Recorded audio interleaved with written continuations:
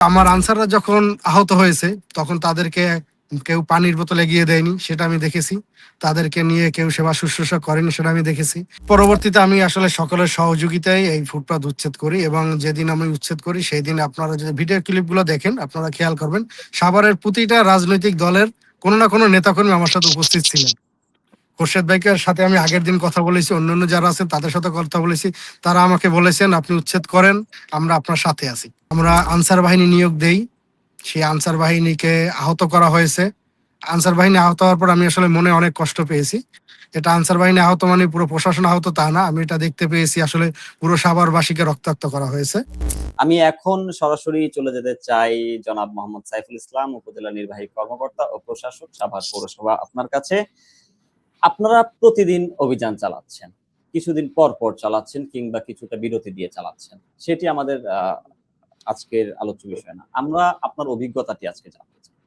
নিশ্চয়ই আপনাদের প্রচেষ্টা রয়েছে, যে কারণে আপনারা অভিযানগুলো পরিচালনা করে থাকেন, এবং আমরা দেখেছি বিভিন্ন ভাবেই আপনারা বারবার সেগুলোতে বিভিন্ন রকম বাধার সম্মুখীন। এই যেমন আনসার সদস্যদের উপর যে হামলার উদাহরণটি আমি দিলাম, সেটি এক ধরনের আপনাদের সমস্যাটি ঠিক কোথায়, মানে কেন এটি সম্ভব হচ্ছে না, এবং আপনি কি মনে করেন আপনি তো কাজ করতে গিয়ে কি কি চ্যালেঞ্জ গুলো ফেস করছেন, এবং এখানে আমাদের করণীয় কি আছে, নাগরিক সমাজ কিভাবে আপনাদের সঙ্গে সম্পৃক্ত হতে পারে?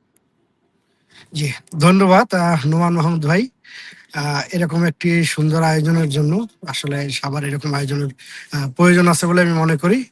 আমাদের আজকের নাগরিক সংলাপের বিষয় সাভারের ফুটপাত দখল ও জনভোগান্তি। আমাদের মাঝে উপস্থিত রয়েছেন জনাব মোহাম্মদ সালাউদ্দিন খান নঈম, উপস্থিত রয়েছেন জনাব মোহাম্মদ খোরশেদ আলম এবং জনাব অরূপ রায়। যারা এখন উপস্থিত রয়েছেন তারা আসলে সবাই সাভারের অন্যতম প্রাণ ভ্রমরা। তো তাদের আমন্ত্রণ জানানোর মাধ্যমেই আমি আশা করছি যে আমাদের এই নাগরিক সংলাপ পরিপূর্ণতা পাবে, এবং যে সকল দর্শক আমাদের এই অনুষ্ঠানটি দেখছেন তাদেরকেও ধন্যবাদ জানাচ্ছি। আপনাদের মাধ্যমেও হয়তো আমরা ভিন্ন কোনো আইডিয়া পাবো, যেটার মাধ্যমে হয়তো সমস্যার সমাধান সম্ভব। আমি একটু শুরু থেকেই বলি বিষয়গুলো। ফুটপাত এটা তো আসলে একটা ইংরেজি শব্দ, এটার মানে হলো পায়ে হাঁটার রাস্তা, অর্থাৎ যারা পায়ে হাঁটবে শুধুমাত্র তাদেরই এখানে অধিকার রয়েছে এবং সবচেয়ে বেশি। আর আমি একটি গল্প বলি, আপনাদের চেনা জানার গল্পই। 1757 সাল সিরাজউদ্দৌলা যুদ্ধে গেলেন ইংরেজদের বিরুদ্ধে।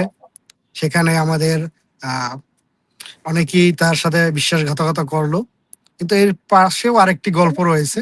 সেটা হলো সেই যুদ্ধের দিনে অসংখ্য মানুষ সেই যুদ্ধটা দেখতেছিল দর্শক হিসেবে। তো লর্ড ক্লাইভ তার জীবনীতে এভাবে বলেছিলেন যে যে সকল দর্শক এই যুদ্ধটা দেখতেছিলেন এবং হাতে তালি দিচ্ছিলেন, তারাও যদি ঢিল মারতো তাহলে ইংরেজ বাহিনী সেখানে আসলে ধ্বংস হয়ে যেত। তো এটা আমাদের ঐতিহ্যগতভাবেই আমরা এটা দেখে আসছি। একটা যখন দুর্ঘটনা ঘটে আমাদের মানুষজন ভিডিও করে, কিন্তু কেউ সাহায্যে এগিয়ে আসে না। মানুষ ডুবে যাচ্ছে, খুব কম মানুষই সাহায্যে এগিয়ে আসে, মানুষ ভিডিও করতেছে। এই রিসেন্ট গতকালকের বোধহয় একটা ভিডিও দেখলাম, একজন লোক ট্রেনে পা কেটে গেছে, তিনি তার মাকে ফোন করেছেন, আশেপাশের মানুষের কাছে সাহায্য চাচ্ছেন, সবাই দেখতেছে, ভিডিও করতেছে। ভিডিও না করলে তো ভিডিও ক্লিপগুলো আমাদের দেখার সুযোগ হতো না, কিন্তু তাকে কেউ হাসপাতালে নিয়ে যাচ্ছে না। তো এরকম বিষয় আছে কিছু। তো এই বিষয়গুলো মাথায় রেখেই আসলে আমি শুরু করছি। আমি যখন ঈদ, রোজ রমজানের ঈদ, তার আগে যখন ফুটপাত উচ্ছেদ করি, আমি সাভারে আসার পরে যে 2-3টা বড় সমস্যা আইডেন্টিফাই করি, তার মধ্যে অন্যতম হলো ফুটপাত। এর আগে 1.5 বছরে যারা ফুটপাত উচ্ছেদের চেষ্টা করেছে তাদের অভিজ্ঞতা খুব একটা ভালো ছিল না। তো আমি যখন এই উচ্ছেদের বিষয়টা চিন্তা করি, আমি মোটামুটি আমাদের এই যে নঈম ভাই রয়েছেন, আমাদের খোরশেদ আলম ভাই রয়েছেন, তাকে একদিন আমি চায়ের দাওয়াতে দিয়েছিলাম, এবং দিয়ে তাকে আমি জানিয়েছি যে ভাই আমি এরকম একটা ইচ্ছা পোষণ করছি যে এই ফুটপাতটা আসলে উচ্ছেদ করা দরকার। আমি মোটামুটি সকলের নিকটই, সকল রাজনৈতিক দলের যারা নেতৃবৃন্দ রয়েছেন সকলের কাছেই আমি ইচ্ছা প্রকাশ করি। তো সকলেই পজিটিভ, প্রতিটা ফেসবুক থেকে শুরু করে সব জায়গাতে জনগণের একটাই চাওয়া ফুটপাত উচ্ছেদ। তো পরবর্তীতে আমি আসলে সকলের সহযোগিতায় এই ফুটপাত উচ্ছেদ করি, এবং যেদিন আমি উচ্ছেদ করি সেই দিন আপনারা যদি ভিডিও ক্লিপগুলো দেখেন আপনারা খেয়াল করবেন সাভারের প্রতিটা রাজনৈতিক দলের কোনো না কোনো নেতাকর্মী আমার সাথে উপস্থিত ছিলেন। খোরশেদ ভাইকের সাথে আমি আগের দিন কথা বলেছি, অন্যান্য যারা আছেন তাদের সাথে কথা বলেছি। তারা আমাকে বলেছেন আপনি উচ্ছেদ করেন, আমরা আপনার সাথে আছি। তা আমি আসলে সবার সাহসে বলিয়ান হয়েই এবং মোটামুটি যত বাহিনী ছিল সাভারের সবাইকে নিয়ে এই উচ্ছেদ অভিযান পরিচালনা করি। পরবর্তীতে আমরা দীর্ঘ 2 মাস এইটা ধরে রাখতে সক্ষম হই। আমরা আনসার বাহিনী নিয়োগ দেই। সেই আনসার বাহিনীকে আহত করা হয়েছে। আনসার বাহিনী আহত হওয়ার পর আমি আসলে মনে অনেক কষ্ট পেয়েছি। এটা আনসার বাহিনী আহত মানে পুরো প্রশাসন আহত তা না। আমি এটা দেখতে পেয়েছি আসলে পুরো সাভারবাসীকে রক্তাক্ত করা হয়েছে। তো আমি আসলে এক্সপেক্ট করি না যে সাধারণ মানুষ এসে বাধা দিবে বা হকারদের সাথে ঝগড়াঝাটি করবে, মারধর করবে, এটা আসলে আমি এক্সপেক্ট করি না। কিন্তু আমার আনসাররা যখন আহত হয়েছে তখন তাদেরকে কেউ পানির বোতল এগিয়ে দেয়নি, সেটা আমি দেখেছি। তাদেরকে নিয়ে কেউ সেবা শুশ্রূষা করেনি, সেটা আমি দেখেছি। আমি দেখেছি অন্য আনসাররা তাদের হাসপাতালে নিয়ে গেছে, থানায় নিয়ে গেছে। পরবর্তীতে মামলা হয়েছে, মামলায় অনেক আসামি গ্রেপ্তারও হয়েছে, সে প্রসিডিউর চলছে। একটা পর্যায়ে 2 মাসের মতন হওয়ার কারণে এই হকার যারা রয়েছে তারা আসলে ডেসপারেট হয়ে যায়। আপনারা খেয়াল করবেন যে ওই সময়টাতে কোরবানির ঈদের আগে বাসা বাড়িতে প্রচুর চুরি বাড়ে, প্রচুর ছিনতাই বাড়ে। নারীদের এই খোরশেদ ভাই যে বলেছিলেন যে ভাবি এর কাছ থেকেও ছিনতাই হয়েছে, অসংখ্য নারীর কাছ থেকে বিভিন্ন স্বর্ণালঙ্কার ছিনতাই হয়েছে, অসংখ্য নারী বেইজ্জতি হয়েছে এই ফুটপাতে এবং ওভারব্রিজে চলতে গিয়ে। তো তারা এতটাই ডেসপারেট ছিল, প্রত্যেকটা অফিস আদালত থেকে এসির তার ছিঁড়ে ফেলছে। তো এটা যারা ফুটপাতে বসে তারা করেছে আমি সেটা বলছি না, আমি জাস্ট রিলেট করার চেষ্টা করছি। অর্থাৎ ফুটপাত যখন বন্ধ ছিল তখন ক্রাইম বেড়ে গিয়েছিল। রেডিও কলোনি এলাকায়, অন্ধকার এলাকাগুলোতে প্রচন্ড রকমের ছিনতাই শুরু হয়। তো একটা পর্যায়ে তারা মডেল মসজিদের পাশের জায়গাটা দখল করার চেষ্টা করে। আমরা সেখান থেকে তাদেরকে সরিয়ে দিয়েছি, মামলাও হয়েছে এবং যারা এর সাথে জড়িত ছিল তাদের বিরুদ্ধে বিভাগীয় ব্যবস্থা গ্রহণ করা হয়েছে, বদলি করা হয়েছে, সবই হয়েছে। একটা পর্যায়ে কোরবানির 10-12 দিন আগে তারা অনেকটা জোর করেই ফুটপাতে বসে এবং আমি যখন তাদেরকে মডেল মসজিদের ওখান থেকে উচ্ছেদ করি, তাদের সাথে আমি কথা বলেছি, তখন তারা জানিয়েছে আসলে তাদের পরিবারের অবস্থা ভয়াবহ, অনেকেই জানিয়েছে। তবে একটা বিষয় আশাব্যঞ্জক যে আমি যখন রোজার ঈদে উচ্ছেদ করি তখন তারা সংখ্যায় ছিল খানেক, হাজারের মতন, 1000-1200 এরকম। কিন্তু পরবর্তীতে এখন যেটা আমি গতকালকের যে উচ্ছেদটা করেছি, এখন সংখ্যাটা অনেক কম, 300-400। অর্থাৎ অনেকেই অলরেডি চলে গেছে, মাত্র 300-400 জন আছেন। তাদের পুনর্বাসনের বিষয়ে আমরা আলাপ করেছি।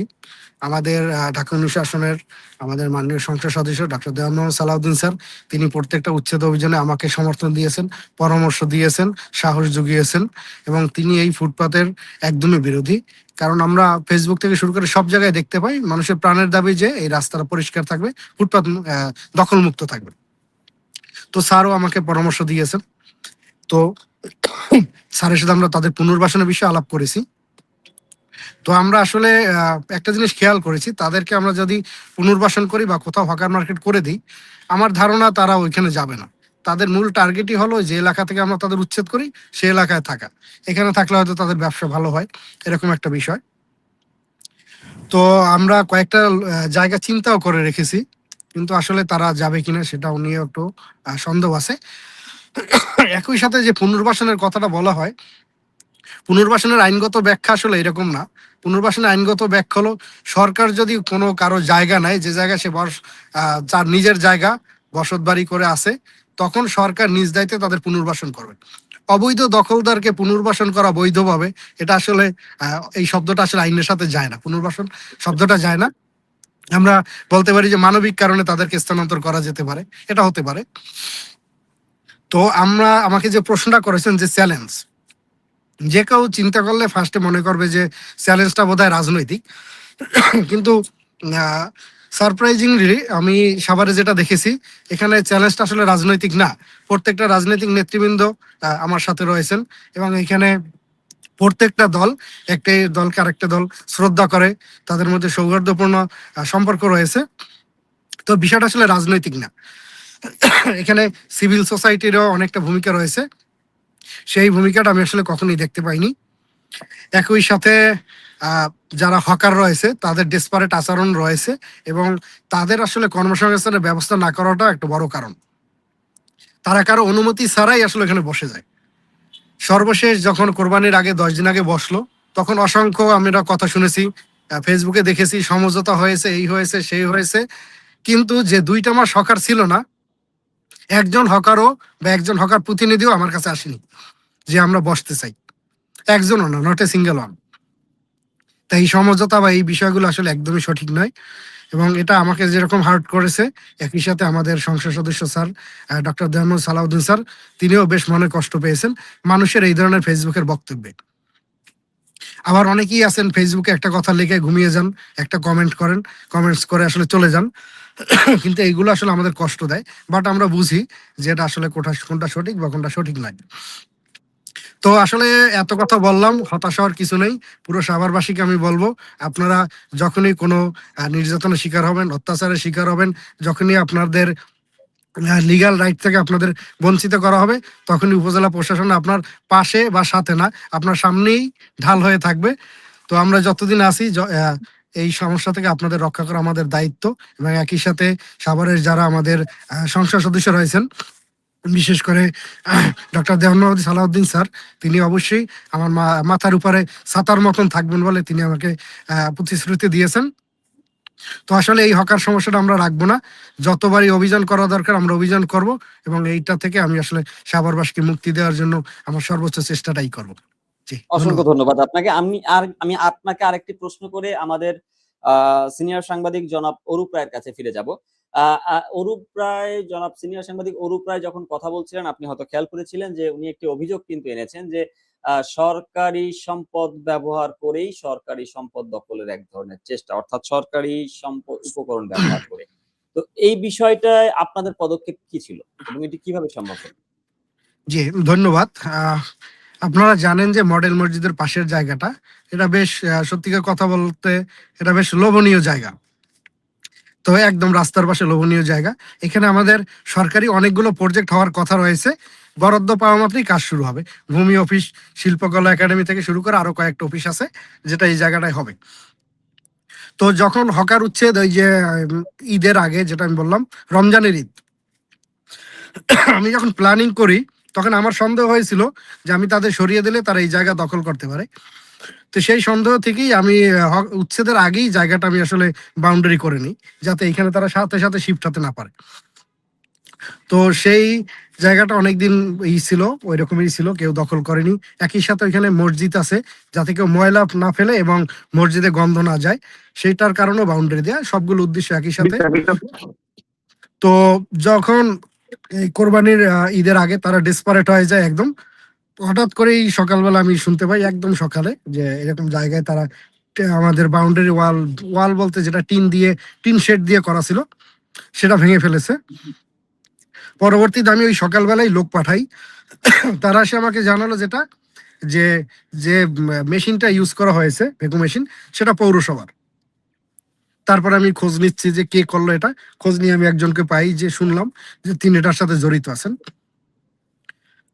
তার পরবর্তীতে তার বিরুদ্ধে বিভাগীয় ব্যবস্থা গ্রহণ করা হয়েছে।